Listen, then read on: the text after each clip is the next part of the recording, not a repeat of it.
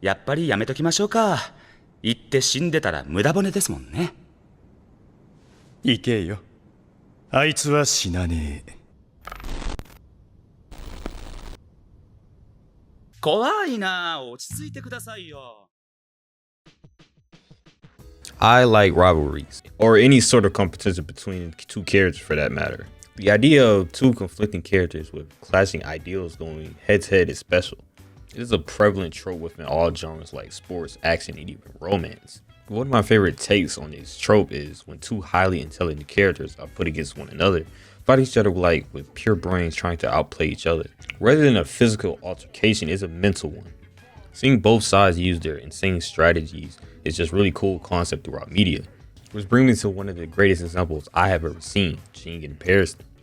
Two of my favorite characters in this story, both being who portray a more simple version of themselves to people, but are more convoluted individuals. Even still, both of them have the near identical idea of having fun or entertainment in a hunter association, viewing it as a kind of their playground in a way.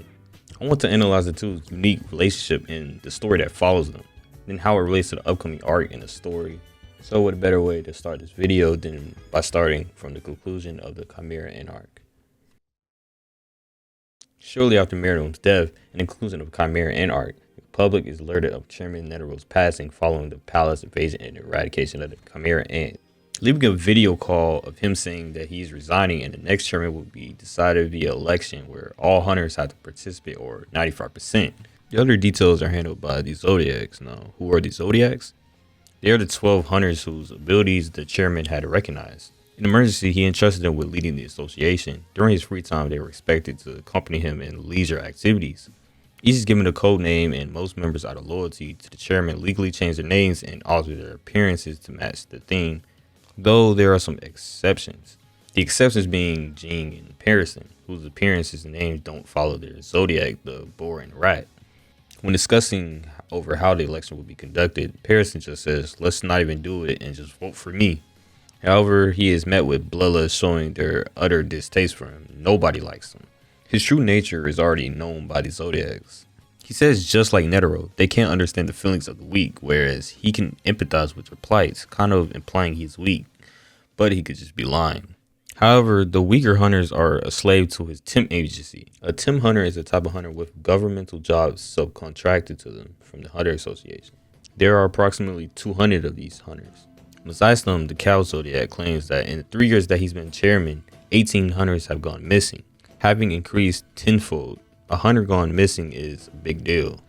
Then Ging abruptly interrupts and says he will carry on the old man's wishes and become chairman. Of course, the Zodiacs don't want to vote for either of them, Pariston or Ging. Pariston, in a taunting manner, asks Ging about Gon's condition. He asks him if he should go see him, but he says he could be dead by the time he got there and it would be a waste of time. You can see Pariston trying to rile Ging up, but Ging says Gon isn't going to die. With all the confidence, even without knowing what occurred in East Gorteau, they didn't have a ballot draw on how the election should be conducted. However, when the ballot is drawn, it was Jing's idea of all hunters can vote and be eligible to be nominated as well.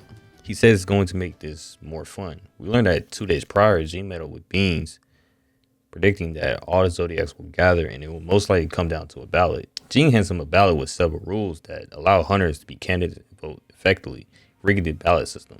Beans says, in his opinion, he could be chairman, but that's not what Ging wants. He's not doing this because he wants to change the results. He's keeping the old man's will, which can mean making things more interesting. Beans asks Ging why would he go through all the trouble if he did not want to change the results. Ging says that when the quarry moves is exactly as planned, I succeeded as a hunter. I just want to have fun, that's all. He does what he wants and has fun in the process. Throughout the story, people have always asked Ging his motives, whether that become a hunter or creating Greed Island or even discovering ancient runes. It's because he enjoys the end, but most importantly, he enjoys the journey. To me, him and Pariston are some of the greatest examples of what a hunter represents. The next time we see the Zodiacs implementing the different rules of hunters who choose not to vote. For the second round, Pariston is in first place with 251 votes, then Cheeto in second with 46 votes. Pariston is coordinating the election perfectly. Even Cheeto wishes Ging was there. He cannot be tamed. He is a monster. Why would the chairman elect someone like him as vice chairman? Netero says that having a yes man would be boring. It should be someone I can't stand. His popularity in the Hunter Association, along with the Tim Hunters he describes as easy to manipulate on his side. On the final day of the election, Cheeto seeks help from Ging with Paris, and she wants to know what he's thinking and how to beat him. Ging says he doesn't want to win, but he also doesn't want to lose either. That's what makes him strong. Common sense may tell you that the will to win will make you stronger. There's nothing wrong with that line of thinking, but with that comes making you easier to read. Since you already have everything planned out, the best way to view it is like a game. He doesn't take it seriously. He's just trying to have fun, just like Netero and Ging. Ging even says Pariston is the one who follows in Netero's footsteps the best. She gets angered, but also wants to know what the Day of Reckoning is. The day Netero died, 100 large airships belonging to the Hunter Association set for East Gorto. They recover approximately 5,000 cocoons, half human, half beast, made by the Chimera ants, all having the ability of Nin, and they probably have already hatched already. He plans to have as much fun as he can with them on the Day of Reckoning, also known as the Hunter exam. During the reunion with Gon and Leodio at the election, Cheeto is at wit's end. Without Leodio having the motive of helping Gon, he has no reason to run for chairman, allowing Pariston to take the lead. She admits her defeat and wants to know how he did it. How did he predict all of this happening? After he said he would run, I asked the question to taunt him. After he responded that Gon wouldn't die, right? At that moment, I could see the scene that just transpired before us, and that Ging would ultimately have won. First, when Ging said Gon wouldn't die, there must have been a way to heal him. And if he became part of the election, Pariston would lose. That was the moment of Pariston's defeat, right there.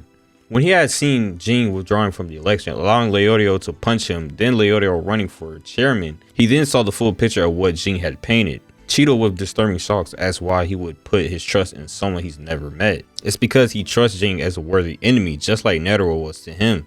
Friends that Ging trusted enough to save his son, so he trusted them. Why wouldn't he? Even as twisted individual, he holds some people that are worthy to him and his trust. He acknowledges them as a playmate, kind of similar to Hisoka even. Even still, the way that Pariston and Ging are the exceptions to the Zodiac rule, it's like Netero holds these two that fit so well in his standards of a companion he wanted. Two people who aren't just yes men, but people whose heart have no loyalty. Those who follow the next adventure or game. And when Pariston asks Gon who should be chairman, him or Leodio, he says Pariston because Leodio wants to become a doctor. Then Leodio gives his vote to Pariston, allowing him to take the victory. Then he resigned as chairman, giving his position to Cheeto. Cheeto is annoyed that he went through all of this just to make a mockery of them. Pariston did not become vice chairman to become chairman. He just wanted to toy with Netero. With a gloomy expression, says he wished they played more.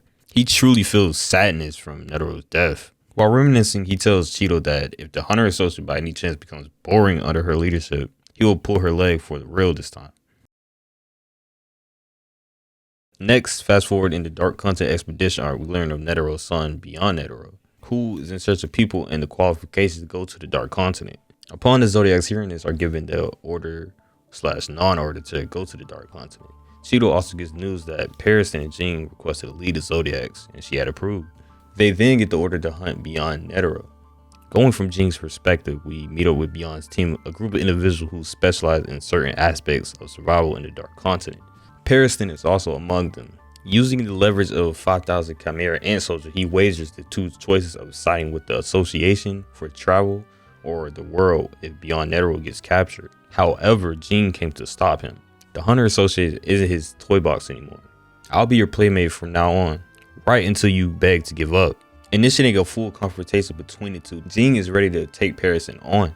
Ging claims that Pariston gave himself the two options as a means to entertain himself, but the Association has to accept Pariston's term to officially make it to the Dark Continent. With private contractors, it will take forever and is at the risk of disputing contracts and distribution interests. The most logical way would be to recruit the most eligible from the Hunter exam and move into different groups. But to Pariston, that would be the most boring, and Netero would never do that. Even Pariston was angered at the thought too. Pariston subscribes to the idea that Netero would wait for Beyond to reach the Dark Continent, and then wait for Beyond to declare the hunt is on for himself. That's what the Hunter Association used to be. Even spouting this, he still wants to destroy the Association as his twisted form of love. The Association is becoming boring, so you're looking for a new target to play with, right? That's something you do. And what better way to quickly find it than by releasing the chimeras into the world, and you will take the policy of traveling to the continent knowing the risk of it being a taboo. He and Ging are both similar. They always think outside of the box. We then get more insight into Pariston's mind. People long to love and be loved. Apparently that's happiness. However, I feel happy when others hate me. I have this urge to hurt things I love most. With a sinister smile, we get the root of all his actions. It is his sick form of affection. Ging looks for the person in charge, averting his eyes towards a doll or puppet emitting some type of aura. Pariston intervenes, claiming he is number 2 to Beyond. Ging gets it's not decided by Strim, given the idea that the doll might be the strongest in Beyond's team. This would have ended sooner if you were just some plain musclehead to beat up, but since that isn't the case, it's very troubling. Even if I pummeled you till you cough blood, you'd probably just laugh it up. I can only break your spirit till you give up. This kind of mentality reminds me of like Joker from Batman. Someone you can't just beat physically. You have to go at him mentally. Ging declares from this point forward he is number 2. Beyond's team as his benefits. He says he will pay them double of what Beyond is paying them and some upfront pay. The making of the system now is more like a request. Once accepted as number 2, they will be paid accordingly. He will do anything to be number 2. We then see him doing a presentation of the dark content and the expedition and threats. While there are threats, there are also benefits like the unmanned rock, an ore that generates electricity submerged underwater, but this location belongs to the human keeping beast Pap, or the nitro grain that promotes longevity or age, but is in the location of Hellbell. We then are introduced to the book Journey to the New World, written by Dawn Freaks. They come to a decision: if Pariston acknowledges him as number 2, they will see him as Beyond's right-hand man, separating themselves into people who don't want the money and those with no problem accepting it. They had all agreed to not listen to any of his orders until they have all decided to take his money. They claim that they are temp hunters hired through Pariston, but they are all specialists in their own right. One of the roles that Pariston played as vice chairman was keeping the power balance intact. While Beyond was appointed leader long in advance, Pariston handled the real side of business while Netherworld remained chairman. He had been sharpening his claws this whole time. In Pariston's inner monologue, he says, "I guess our way of thinking is too alike. That is probably why I hate him. This is so irritating. I might just end up hating someone for the first time. I want to see what I want to do to someone I hate." For the first time, we see Pariston on the receiving end of annoyance. Over time, Ging gains Beyond's team trust, making them accept the money. The Hunter exam also concludes with all of Beyond's assassins failing due to Carapaces, who took on Pariston's rat position ability, the dowsing chain with the applied effects of Emperor time. A group of Beyond's failed assassins walk in from the Hunter exam. He confronts Ging, asking why he's here since he's on the side of the association. However, his motives led him more on Beyond's side. They get into an argument for who's going to leave, Ging or Pariston. However, they both refuse engaging into combat. Conjuring then guns and bullets, they are sprayed toward Ging and Pariston. They run into the basement. Ging determines that they are emitters as he preps an attack. Pariston asks if it's okay for him to see it. Sure, no problem. Ging aims his fist at the ground with a barrage of attacks connected to the floor. His aura transfers the punch throughout the ground, the same ability Leodio used on him. The barrages of punches knock out the men. He's so adept at Nin that if it's a striking ability, just taking it once is enough for him to mimic. Understanding more about Leodio's character and that he's trying to become a doctor, uses his ability to send a cluster of aura throughout the wall, striking the men. When defeated, Ging had deducted that this was a ploy to learn about Jing's ability, but he says he has to try harder next time. Ging is constantly outsmarting and putting him at wit's end. Fast forward to where Ging is conversating with Muir and his troops, trying to convince him to take his money. He did not really have a problem with him being number 2 until the money part came in. He values the idea of trust rather than the idea of service. That's when Ging settled for the donation to the Norwell Foundation, essentially a foundation that supports families of mercenaries who died in the battle. However, doing this will become a mercenary and can't refuse Muir orders. He asks why he wants them to take the money so bad. I knew no one would be eyeing the money for greed, I guess. So if they take my money, it would really mean that they've accepted me. And I think it makes me happy that there were idiots around just like me. Ging's character can be boiled down to this: the experience the journey with others who had passion just like him. I have been looking forward to this journey for a while now, but there were others that were going to interfere, so it made me upset. But looking back, Beyond accepted the challenge long before. So I came here without actually getting my feelings out first. Guess I just wanted to blow off some steam. He ultimately accepts him as number 2, but his orders are absolute. Pariston congratulates him. Congrats on your inauguration as number 2, in name only. As always, you could still take the lead. I'll have to refuse. I want to see how well you do. I see. Then I won't hold back. It's crazy because this is more like a prologue to the game. It's like something of a rivalry between them. Essentially the same motive of having fun but different ideals. Pariston is primarily a character who wants to strictly adhere to the philosophy of Chairman Netero, though in his own sick and twisted way. Then Ging, who sticks by the philosophy while making the most fun of it. Think of it like Chairman Netero left and right-hand men fighting in a mental duel. This plot, alongside with the Kaka Successor War, has me even more excited than Dark Continent itself. How will Pariston use the Chimera and Soldier? How will Ging stop Pariston? Also, Pariston's relationship with Beyond and what their end goal of all of this is, and how this ties in with future arcs. That's all I have to say, and make sure to like, subscribe, and follow me on socials. And thank you so much for watching. I'll see you in the next one. Peace.